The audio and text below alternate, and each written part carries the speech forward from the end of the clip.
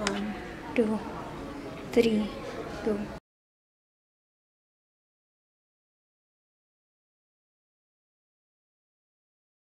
Ito lang ako magsulat doon sa parang free time ko, pastime. Siyempre, yung habang nag-aantay ka ng mga in-between na classes. So, doon nag-apply ako sa diary. Doon ako natuto magsulat. Okay? And from then on, nagustuhan ko naman, nag-apply ako sa newspaper muna. After newspaper, ayun, nag-branch out na ako, bumunta ako sa TV and sa radio. Hindi niyo po nagamit yung Nagamit din, pag araw ng sweldo, binibilang ko yung sweldo. Kung tama ba yung computation per hour, kung okay ba, o baka niloloko ako, yung tax na binawas. Nagagamit ko naman. So from the start po, gusto niyo po talagang mag-media?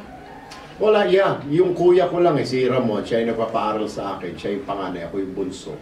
Sabi niya, media. Accounting na lang kasi back then, talaga napakagaling ng UE. Number 1 lagi ang UE, accounts, accounting, dentistry. Doon kilala ang UE. So, nag-UE ako.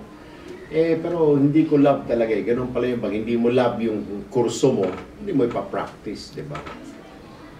So, sa ilang taon nyo na po dito sa industriya, ano po mga experience na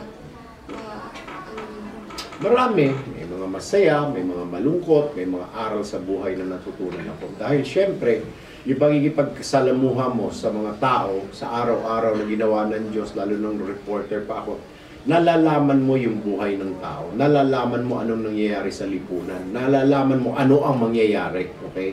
Parang makikita mo pa nga kung ano ang mangyayari, kung anong klase, paano, dahil sa nakikita mo, which is iba yung profession na ito, yung privilege, yung pribilehiyo mo na hindi nagagawa ng iba, hindi nakikita ng iba. Ito lang ang tanging profesyon sa media ka na sumisikat ka na, may kapangyarihan ka pa, okay? Kaya nga ang tawag sa media is fourth estate. Nariyan yung executive branch, nandyan yung legislative, nandyan yung judiciary, pang-apat yung media. Yung ika nga i-balancer tayo. So, saan mo makakita ng profesyon na gano'n, di ba? I mean, doktor, mayaman, accounting, mayaman, oo nga, mga artista. Pero saan ka makikita na pag sikat ka na, pasok ka sa mga malalaking istasyon, mayaman ka rin dahil malaki ang sweldo, sikat ka pa, pagkatapos may kapangyarihan ka pa. Saan? Ito lang ang profesyon sa buong mundo na as in sobrang sikat ka na, maganda pa yung sweldo mo, and at the same time, may kapangyarihan ka. Sabi nga po sa amin na yung parang accomplishment, parang achievement daw po ng mga reporters pag nagkakaroon daw po ng cases. Tama, yung sinasabi libel, parang medalya yun Kagaya ko ngayon, ito sinasabi, may parating na naman na 3 libel na naman, pabibigay lang sa akin. Yung 2 weeks na, this week na, so may 3 libel na naman ako haharapin natin sa korte. Pero ganun talaga ang buhay. Pag hindi gusto ng mga tao, o napahiya sila dahil sa ginawa nilang kalokohan, sasabihin lang, didemanda ko ng libel yan. Didemanda ng libel. Pero bahala ka na magpaliwanag sa korte, sabihin mo, hindi judge, totoo po ito, may video po ako, may ganito po ako, may dokumento po. Kaya every time nagagawa ka ng storya mo, ng gawin mong trabaho mo, sigurado kang dapat back up ka ng mga dokumento, back up ka ng mga ebidensya, lalo-lalo ng video, para hindi ka makulong. Okay? Hindi yung makikinig ka lang sa sabi-sabi, uy, si ganito, uy, si ganon, chismis yun hindi balita yun. Alright? Sir, paano niyo po na-handle yung mga bashers at haters, lalo po nung nag-umpisa pa lang? Well, yung mga, wala trabaho mo Siyempre, hindi lahat ng tao magagalit, matutuwa sa'yo. May mga magagalit lalo na yung mga nababanatan mo, mga kamag-anak nila, pero kasama sa trabaho yun wala kang magagawa, di ba? Nasasabihin, wala yan, invento yung kwento niya, wala yan, kalukuhan yung sinasabi niya, hindi sinungaling yan. Pero you just have to stand your ground. Napapakita mo, anong sinungaling? Ito yung mga ebidensya ko, ito yung mga dokumento, ito yung video ko. Nahuli ko kayo. Sir, di ba po, kunwari po kami, pag narinig po namin yung Tulfo, parang iba po yung impression namin na, parang ang tatapang nila, ang susungit nila. Ano pong yun ang naging na stereotype sa aming magkakapatid Inumpisa ng kuya ko Simon, hindi pa kayo pinapanganak, reporter na yun.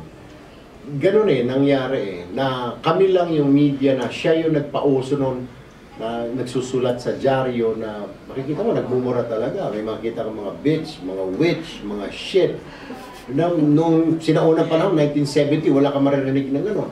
Pumasok siya sa television noong dekada 80, siya lang yung sabi na, tarantado ka, buang ka. Di ba? Nag-evolve lang. Ibig sabihin, kami nagpaumpisa ng mga gano'n, yung damdamin ng tao, yung galit, nare-relay, so naintindihan kami ng viewer na galit kami doon sa mga gumagawa ng mali, naintindihan ng tao yun.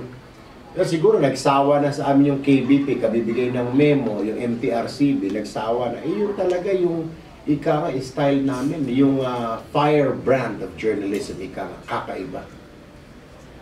Sir, ano po yung mga challenges tsaka threats na na-encounter dito sa industry? Well, challenges, syempre, marami. Nandiyan yung like ka makakawalay sa pamilya mo, di ba? Hahanapin ka ng anak mo, maya't maya lang. Kagaya ng anak ko is 10 years old right now. Nung pinanganak siya, nakita ako sa ospital. Later, I realized na, oh shit, kung ano pala yung anak ko, ilang birthday siya hindi ako naka-attend. Oh, 7 years old na yung anak ko. Wala ka dun sa birthday. It's painful, pati yung bata, syempre, daddy ko wala, di ba? So yun yung challenges doon na lumalaki yung anak mo, hindi ka nakikita. Para kang OFW, pero nakikita ka niya sa TV. Siya, hindi mo siya makita. Okay lang yung OFW Anak, nandito ako by long distance. Maintindihan ng bata. Hindi maintindihan ng bata. Yung tatay ko nasa TV, nakikita ko araw-araw, pero hindi ko siya nakikita. Di ba? Pag dumating ako minsan, hating gabi na noon, tulog na, di ba? 5, 6, 7 years old siya, tulog na siya. Darating ako 10 o'clock. Gigising siya dahil papasok siya ng school maaga. 7, ako tulog pa dahil papasok ako ng 9 o'clock. So hindi kami nakikita. Kaya doon, tapos yung mga threat, ang dami. Kaya kung mapapansin mo, marami. Alhamdulillah kami magkakapatid, may mga security kami. Kasi kung wala, siguro baka hindi ko na kayo kausap yan. Baka patayin na kami sa dami ng gusto pumatay sa amin. Sa dami kasi ng kalaban. Sa tingin niyo po,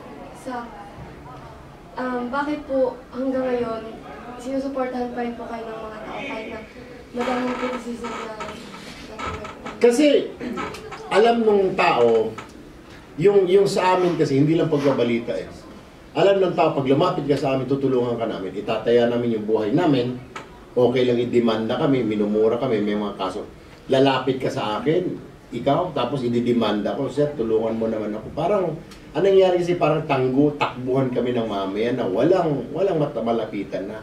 Entonces, anong nangyayari dyan, papanindigan din namin, di ba? So, yung mga tao, nag-i-spread yun Uy, pumunta ako dyan, okay yan, tinulungan ako, uy, okay yan. Kumakalat yun okay?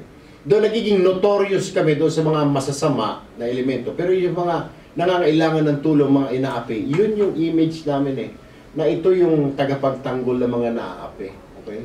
So kahit na kapalit doon, mademanda ka, may death threat ka, nakikita ng tao.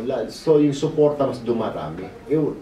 Ganun daw sa isang bansa na mahirap na pag wala na silang nahihitang o nakukuhang tulong sa gobyerno, tatakbo sila sa mga simbahan, sa mga media kagaya namin. Hindi na po kayo natakot. Kunwari po, biglang paglabas niyo dyan. Kasama sa buhay yun Wala din magagawa. May insurance naman yung opisina namin na 1 million. Yung misis ko kumuha din ng 1 million para pagkakuan. Yung anak ko, may college plan na, di ba? So, mag-aaral. Yung isa, gusto niya sa UE raw mag-aaral. Sabi ko, baka pwede naman sa FTU naman. Biro lang. Sir, ano po reaction niyo dun sa pag-invade ng media sa online? Yung news reporting po, online na po siya. So maganda yun, okay lang yun, di ba? I mean, lahat ng platform na ngayon. Kasi hindi lang naman yung tao na manonood ng TV, di ba? Ang dami na, yung mga iPhone, mga iPad, habang nasakyan yung mga tao gusto ng balita, which is good. Kasi, as much as possible, kami rin, nag-transform na rin yung mga newspaper, mga radio, TV. We have to deliver the news as it happens, kung maaari, habang nangyayari. How do you do that? Paano ko yung mga viewers mo nasa sasakyan, walang TV, di ba? So, paano, buksan nila yung cellphone nila, yun. Maganda yan, online, di ba? Di ko to na, yung wifi naman, kahit saan, kahit nasa kubeta ka, may wifi, habang jumejebs ka. Ito pala yung balita, di ba? So, we love that. We agree to that. Ano po ang mga benefits yung nakukuha po sa online news media. Ang sino nakakuha ng online news media? Yung mga tao, maraming viewers, dumadagdag. Iba yung viewer mo sa online, kasi pag nabasa ka na napanood ka sa online, iba rin yung mga nasa TV, yung mga kasambahay, mga mami, mga bata, yung mga nasa tindahan, iba rin yung estudyante na nababasa ka. Okay? So, dumadami lalo. Ay nga, yung balita mo, mas nag-i-spread out ng marami. Hindi lang sa TV na antayan ka na 6 o'clock. Pwede mo nang ibalita. Kung nangyari yung balita kanina alas 12, na ibabalita na ngayon. Di nababasa na, may mga iPhone ka, di ba? May mga gadgets ka. Uy, tignan ko nga dito, News 5 everywhere. Uy, ganito pala ang balita ngayon, di ba? Kaysa mag-aantay ka pa mamayang alas 6 ng gabi, di ba? Sir, paano po mapapanatili yung balita na hindi nagdadagdag bawas, lalo na kung may online, tapos meron din po sa television? Hindi, ang balita, nadadagdagan o nababawasan simply because nagbabago yung impormasyon. Kunwari na baril, okay, sa online sinabi mo, ng alas 2. Ang biktima ay naghihingalo sa mga oras na ito, or ang bus na bumagsak sa Benguet ay 5 na ang kumpirmadong patay, pero ongoing ang search and rescue. Mamayang alas 6 natapos na, so kumpirmado na po, hindi lang 5 ang patay, 10 na ang patay, di ba? So, nagbabago talaga. Depende kung nangyayari like mga search and rescue, o naghihingalo yung tao, o nasunog. So, nagbabago. Hindi mo pwedeng hindi palitan yun.